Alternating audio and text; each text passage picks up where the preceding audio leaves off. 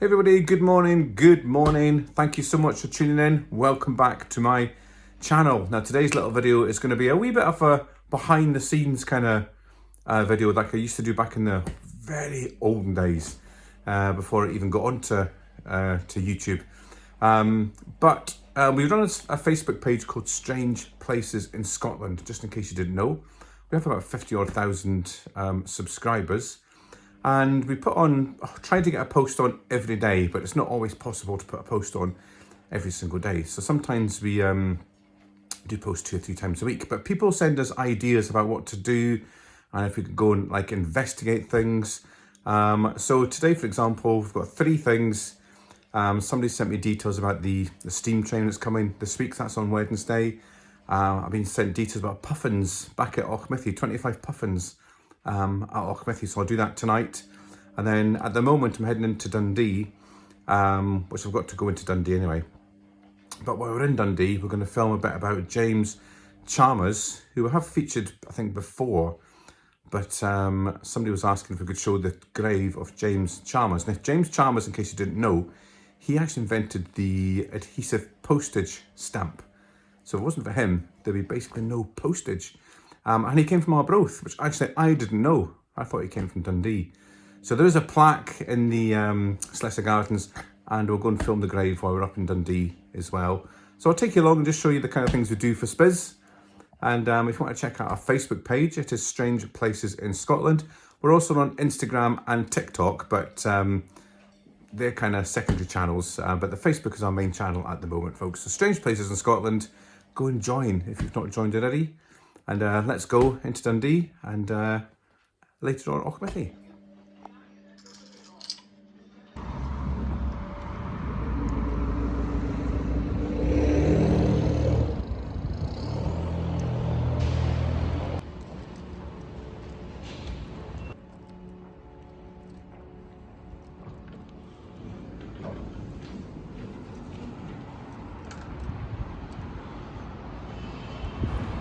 I normally take the train up to Dundee when I come up because it only costs me £5.90 return if you leave after, I think it's after 10 o'clock. And it takes 15 minutes direct, so much easier. Oh, excuse the wind. So much easier than driving up. It takes about sometimes half an hour to drive and get a car parking space, and yeah, the train's so much easier, So let's go and find our first challenge of the day. So I've got Edwin Munchenhausen, the Scream. I like that's quite cool.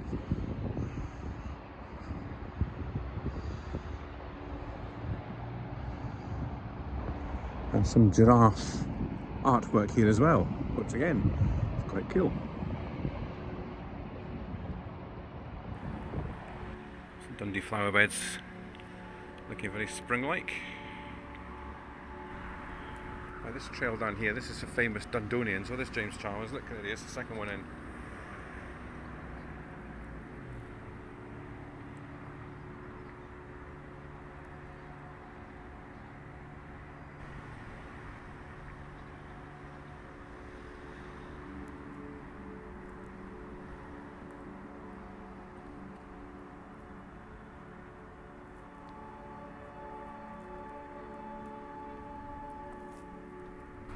Here's another one about the Sunday Post. It's got the kind of Bruins and Urwill on it. So R.D. Lowe, he invented the fun section in the Sunday Post seemingly. So you had Desperate Dan and the Bruins and Urwill, that kind of thing there. So that was quite good. The plaques are actually quite interesting if you actually stop to read them. And they're not just plaques, they've got like lots of little hidden designs and little pictures on them. So they're actually quite good.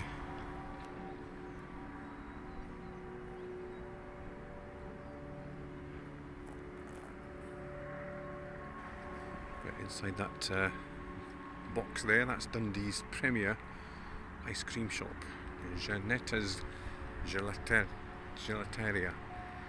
from St Andrews. Great ice cream in there, expensive though. Right, got free water there as well, Scottish water, quite a bottle under there.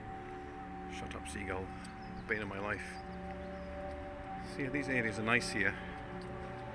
Nice pictures over there of Dundee as well. So all this area's still got to be developed. I think so over the next 10 years there's going to be a few other things here. As well, the big arena is going just in there. So yeah, still a lot of work to do down here, but it's so much better than it used to be. That's where the Olympia Swimming Centre used to be, just there. And the big things used to cross the road, the big walkways. Very ugly.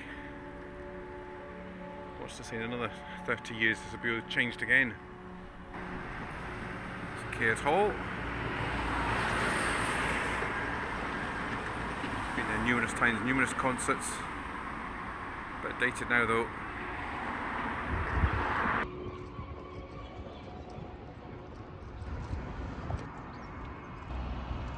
And that's where the old iconic Art Deco building Robertson's used to stand.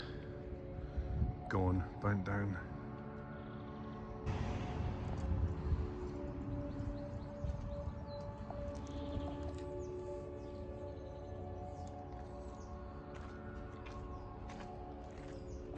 Right, I've been in here a few times before, so I can roughly remember where James Chalmers' grave is, but there's a lot of interesting graves in here, folks. It's one of the oldest parts of Dundee, a lot of old historic graves, and there's one of the meeting points for the 9 trades of Dundee is down here as well. People still put coins on the monument. It's like the original WhatsApp meeting group. Got the seagull bins, stops the seagulls getting in. Right, no luck so far with the grave. It's up one of these side streets, the James Chalmers one, and the 9 trades one. Lost that one as well. Right, here we go, folks. Here's the James Chalmers one.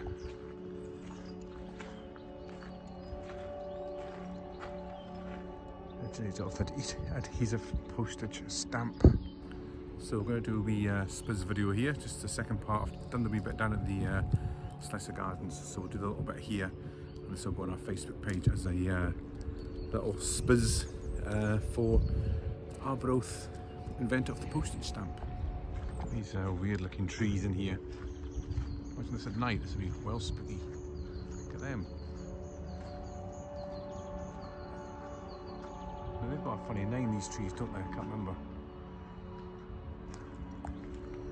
There's the DC Thompson's building over there too, with a big viewpoint at the top.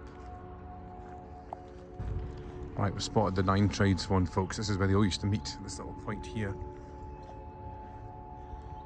Right, here we go, look. And there's still people put things on the top. Here it is.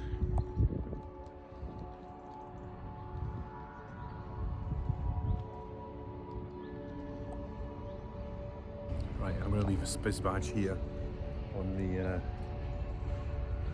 it's not a grave, is it? I don't know what you call it, just a meeting post.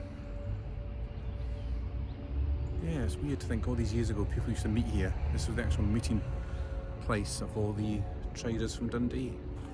So the 9 trades of Dundee, which I'll put on the screen here, so they all used to meet at that little stump, basically. That's where they all discuss their business and plans to, I suppose, to kind of how to increase their business. After a while, obviously, they got fed up meeting there, so they built a hall, the Trades Hall it was called. That was designed by somebody, Samuel, was it? I need to look up. Which was the old Clydesdale, well, then turned into the Clydesdale building in Dundee, and then Specsavers. I'm sure it's still there. And the crest of the 9 traders is on the top of the actual building still, but each of the traders had a separate room in this new building, and they would go there and come up with all the ideas for Dundee. So it started here in the Howth and then moved on to the city centre. So we'll go and look at that next, folks. Let's see if the coat of arms of the 9 traders of Dundee is still there. Yeah, it's actually on the notice board here, folks, like the 9 traders include. That's the more there: weavers, tailors, shoemakers, glovers, skinners, bakers, fleshers, butchers, dyers, bonnet makers and hammermen.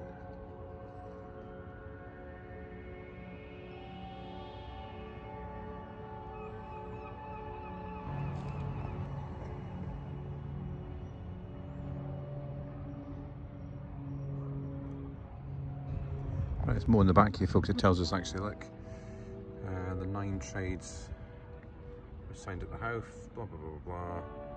And there's the trades hall where you'll move to. But it actually says there, like the stump of a stone. So it is actually a stump. So very interesting, folks. A lot of information on these notice boards. So come and read them, and it's got the details about all the symbols that you can look for on the stones. Of each of the traders had their own symbol, and they're all on the stones. Here, Willie.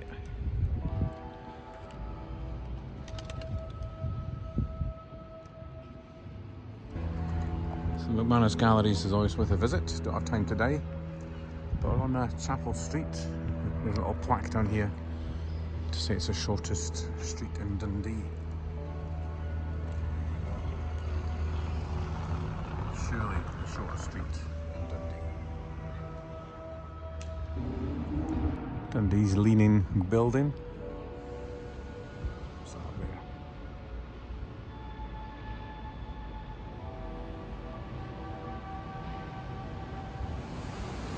Not sure what that is, folks. There's a new street art up here, folks. I think it's kiddie street art. Not too sure. Scrap antics, pedestrian street art. That's quite cool though.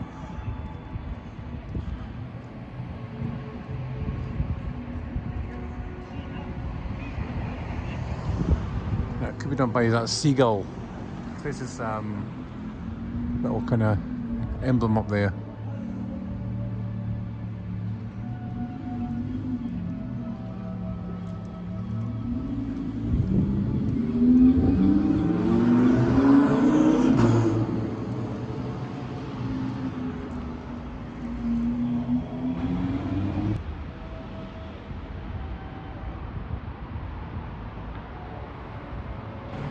Right, we're going out to the back of the Wellgate now to find some bike stands that have got feet on them. Ladyville Tav, one of the oldest pubs in Dundee, the Mile Flat.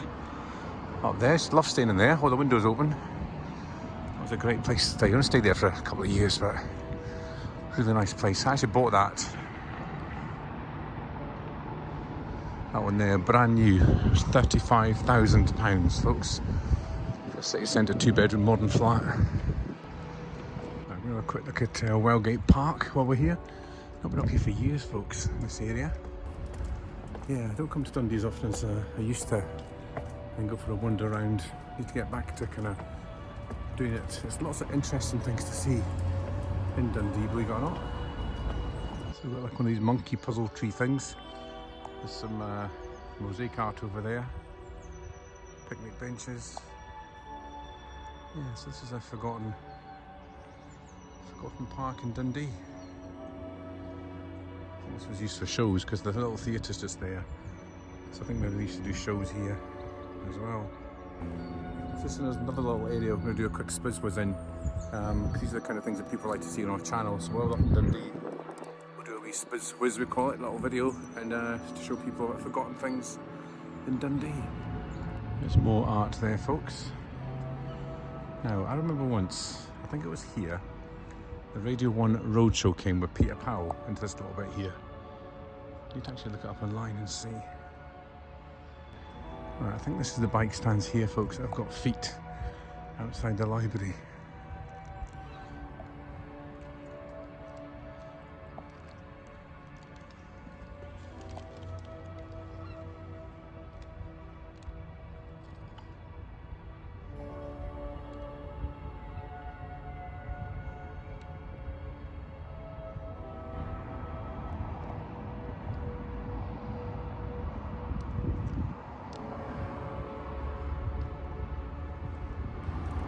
That's them there, folks, right outside the entrance to the library. So long as the gate's open, you can come in. This is at the back of the library as well in Dundee. Some stones in there. I think there's decorative stones for the gardens.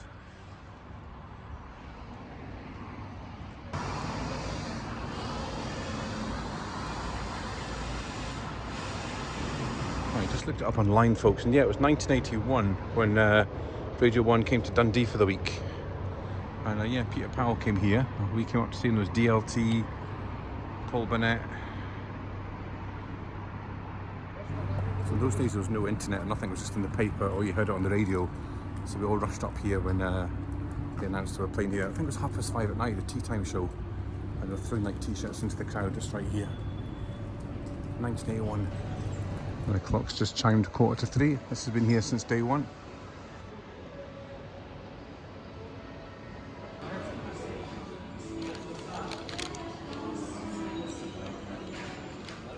Can't believe these ramps are still here. What memories today, folks. Anyway, that burger was rubbish. Burger King, 3 out of 10. The burgers are tiny now. Unless my hands got bigger. But not good at all, folks, and no milkshakes. Yeah, I thought these ramps had shut down, folks. We used to run up and down here when we were younger. But no, they're still here, hidden away.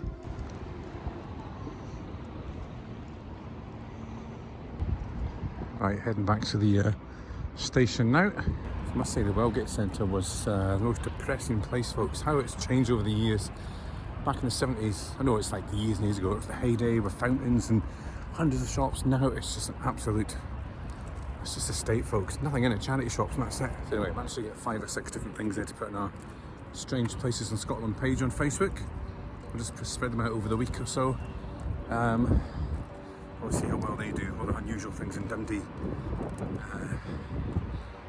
Yeah, let's see. So that's the station building. New, so it's not new anymore, it's newish. New car park getting built over there beside the bingo. So things still changing in Dundee. There's the open top bus back again. A bit cold today though. Can't see what time the next train is to Arbroath. Oh, I just missed one.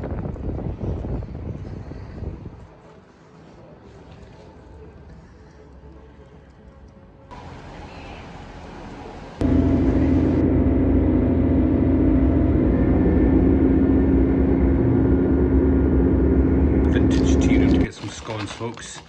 Do the best scones in there if we can get them at the back. So we've got a berry scone, that one. This one should be a fruit scone. And a fruit scone as well. So I'll have them later on. They actually, there's a sign in the shop for Scone Spy. And they got like a really good mark for the scones, but the scones are really, really nice.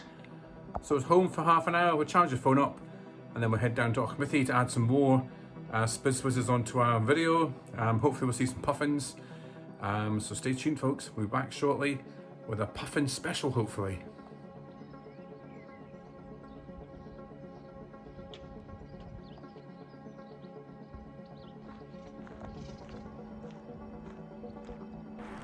Right, we made it down here onto Auchmithy Beach. See that little shop at the top there? Art for the Children of Ukraine. That's really cool. It wasn't open, but that's kind of new. I walked down there with Scott's son, so hello there if you're watching. He's away to pick some buckies. Does it twice a day, he says. Comes all the way along here and then sells them on, so good for him. So we're going to take a walk along here, see if there's any puffins flying about. Being honest, I don't expect to see any, but you just never know, folks. Jason said, the guy messaged me, said, go along past the rock, 200 metres, and then there's a kind of cave bit, and that's where you see them, seemingly. But he said just after tea, so it's about 5:15 now, the tide's going out, so you just never know, folks. We'll go and see. It's hard to walk on these stones here. I need to get some new shoes. Shorts are on though, folks, shorts are on.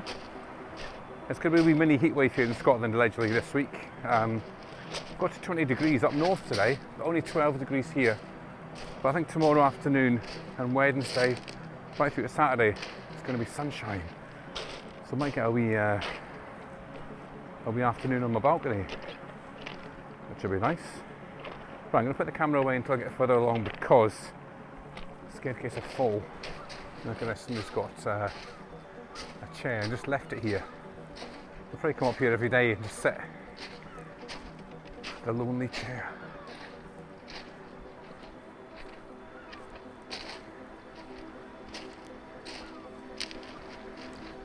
So, lots of seagulls nesting along here this time of the day. and for the summer months. But the puffins normally kind of always go underneath the ledge, so I think they're further along yet, near the cave. So if you come in here, folks, wear sensible shoes. My boots are just on the last legs. You feel every stone. It's not a place to come when you've got just normal trainers. It's hard going. Right, I've got a cave there, and there's a cave there. So I think that's the cave. You said 200 metres past the big rock, so I think that's that cave there. So we'll just head along. He said what happens is they go in the sea and then they fly into the nest just up here. But it honestly is sheer luck, folks, because puffins are so elusive, is that the word? So go along, we'll just stand still and try and mingle in with the decor. And then we'll look up and see what we can see. This is where you need a good zoom camera, which I don't have. But once again, we're out filming for the Spiz page. This will go on the Spiz page later on, or maybe later on this week. So it's another bit that we'll just collect on video or some photographs and stick it on maybe later on in the week, just to keep the Spiz page alive with certain activities in the area. Yeah, this is the big cave here. So let's just go along a little bit more. Right, puffins have been spotted, folks. Now, we're not going to see them on camera, but they are floating about there on the water. See, this is where you need a zoom camera. And they will fly back to the nests every now and again, but they are on the water there. You can see them through the binoculars. It's very exciting. You can't actually see them on camera at all. Actually, there you can see just dotting about, just kind of there. Oh. Well, I'm still here, still looking through the binoculars, but I can't really do much, folks. I can just stand and watch. They're just bobbing about in the water, and they'll probably be there for another hour or so. So I don't think I'm going to get any pictures. It's just too far away, and it's just too treacherous to go along the rocks there. They're just like ice. I'm standing on this one here, scared to move because everything is just like ice. All the green, slimy stuff. You go skiting along. But you can get right down to the water's edge because that's where you get all the best views. But I'll just have to stand and look at them through the binoculars, folks, and if one does come up this way, we'll try and get it on camera for you.